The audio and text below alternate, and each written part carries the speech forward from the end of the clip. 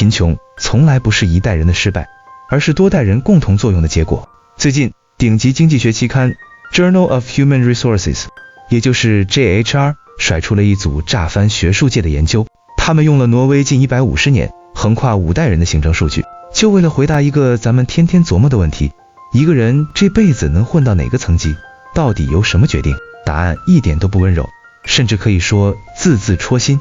但我必须强调，这不是鸡汤，不是毒鸡汤，更不是什么阴谋论，这是当今学术界能拿出来的证据级别最高的硬核研究。你要是耐下心听完，我保证你想通3件事。第一，为啥努力改变命运对有些人来说比登天还难？第二，为啥分数、学历压根没有我们想象的那么值钱？第三，普通家庭想翻盘，真正的突破口到底在哪儿？首先，咱们先砸烂一个误区，阶层从来不是一代人熬出来的。这项研究最牛的地方，不是告诉你贫富差距存在，这谁不知道啊？它牛就牛在用数据锤死了贫富差距有超强的多代际持续性。啥意思？过去我们总觉得父母穷没关系，孩子努力就能翻身，这套父母子女的2代模型简直就是自欺欺人。JHR 的研究白纸黑字写着，就算你把父母的收入、教育、职业全都算进去，祖父母甚至曾祖父母的经济地位照样能对孙辈产生巨大影响。说白了，你今天能站在哪个高度，住多大的房子，赚多少钱，从来不是你爸妈2个人能决定的，是你整个家族过去几十年、上百年一砖一瓦堆出来的结果。这也是为啥富不过3代这句话在现实里就是一句自我安慰的废话。研究数据就摆在那儿，冷冰冰的，不带一点感情。高阶层家族的孙辈大概率还是高阶层，那些父母好不容易爬上去的低阶层家庭，他们的孩子也就是第3代，有将近一半的人会啪嗒一声摔回原点。这不是道德审判，不是说谁懒谁笨，这就是统计事实。接下来我要讲一个最容易被忽略，但杀伤力最大的点，比成绩更重要的是孩子的健康资本。你敢信吗？一个人儿童时期的健康状况能影响他一辈子的经济表现，而且是长期、深远、不可逆的影响。这里的健康可不是说有没有得大病那么简单，它包括身体发育好不好，有没有慢性病隐患，神经系统健不健康，早期营养跟不跟得上，还有心理和情绪稳不稳定。研究直接点名，儿童健康差会通过2条路，把你成年后的竞争力摁在地上摩擦。一方面，它会让你上课注意力不集中，动不动就生病请假，直接拉低教育参与度。另一方面，它会提高你未来得病的概率，直接锁死你的职业选择。更狠的是，就算你后来考上了名牌大学，这种负面影响也不会凭空消失，甚至童年健康有缺陷的人，成年后单身的概率会大大提高。别觉得这是偏见，健康直接影响你的外形、你的精力、你的情绪稳定度，还有你跟人打交道的能力，这些东西直接决定了你择偶时的竞争力。所以我想问大家，真正决定孩子未来的是试卷上的分数吗？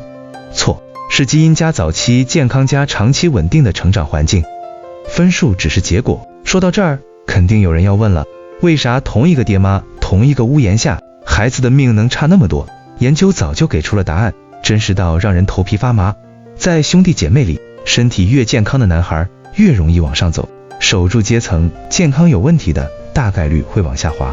这一下就解释了多少家庭的困惑，为啥同样的父母，同样的投入，有的孩子一路开挂，考名校进大厂，有的孩子却磕磕绊绊，连份稳定工作都难找。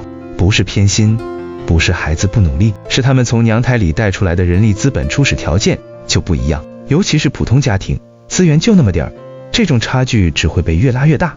这也再次证明，阶层竞争就是一场长期低容错率的系统工程，一步错，步步都得买单。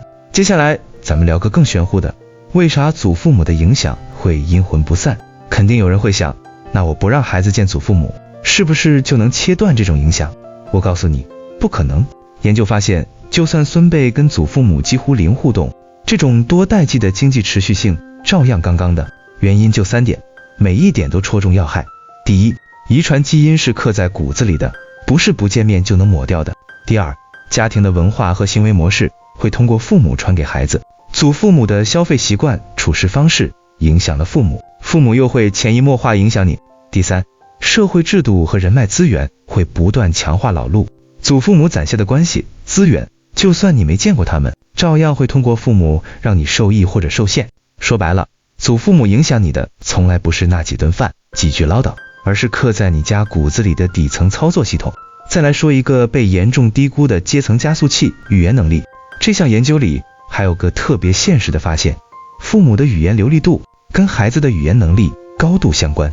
就算你把家庭收入、父母学历都算进去，这种关联依然存在。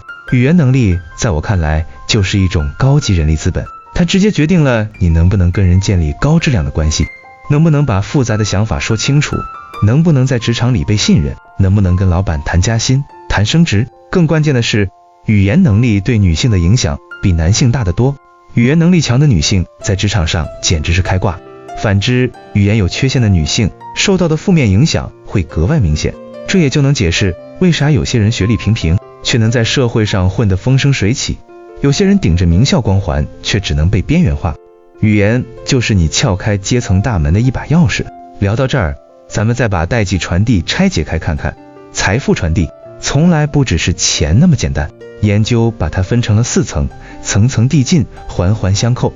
第一层，物质资本，就是父母能给你的教育投入，天价辅导班、私立学校、金融支持、创业启动金、买房首付、试错空间，就算你失败了，家里能兜底。还有人脉资源，一个电话就能给你介绍好工作。说白了，富人给孩子的是一条高成本、低风险、能回头的快车道。第二层，文化资本，就是家庭的价值观、行为模式、风险认知、长期主义思维。老板的孩子从小听的是商业逻辑、管理思维，自然更容易当老板。知识分子的孩子天天泡在书堆里，自然更容易搞学术。第三层，社会网络，就是父母给你搭的圈子、职业机会、婚姻介绍、信息渠道。你认识谁，决定了你能看到什么机会；你在哪个圈子，决定了你能走多远。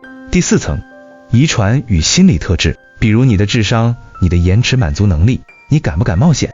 这些东西一半靠基因，一半靠家庭熏陶，却直接影响你这辈子的经济决策。当这4层资本叠加在一起，你就会明白，阶层差距从来不是努不努力的问题，而是概率问题。有些人一出生就手握好牌，有些人一开局就拿着一手烂牌。说到这儿，肯定有人要绝望了。那普通人还有机会吗？我的答案是有，但你必须保持绝对清醒。这项研究不是让你躺平，而是帮你重新校准期待和策略。普通人想翻盘，记住这4条。第一，至少需要3代人的连续努力，家族才有可能质变。你和父母都很普通，就别逼孩子去完成你没完成的梦想，逼孩子真的没意义。第二，父母的自我提升远比鸡娃重要10000倍。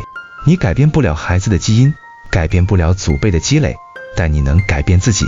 你开始健身，开始读书，开始好好说话，孩子自然会跟着学。第三，别太早生孩子。研究明确说了，过早生育对后代的经济影响是毁灭性的，尤其是伴侣选择的质量差的不是一星半点。先提升自己，再谈养育，这才是负责任。4，优先投资健康、语言和长期能力，别死磕短期成绩。对普通家庭来说，这是性价比最高的突破口。与其花几万块报冲刺班，不如陪孩子跑跑步，多跟孩子聊天，培养孩子的阅读习惯。这些能力才是能跟孩子一辈子的核心竞争力。最后，我想跟大家说句掏心窝子的话，这项研究最大的意义不是告诉你阶层固化无法打破，而是告诉你，如果你看不懂这个系统的运行规律，你就只能被系统碾压。真正残酷的从来不是阶层的存在，而是我们从小被灌输的那句谎言，只要你足够努力就能逆天改命。但现实是啥？努力确实重要，但努力本身也带着出身的差距。有些人的努力是站在父辈的肩膀上借力打力，有些人的努力却要先填平祖辈留下的坑，一步一个鞋脚印。看清这一点，不是让你放弃，不是让你躺平，是让你在有限的条件下做出最清醒的选择。别跟风焦虑，别盲目鸡娃，找准那些真正能改变命运的核心因素，一步一个脚印的走。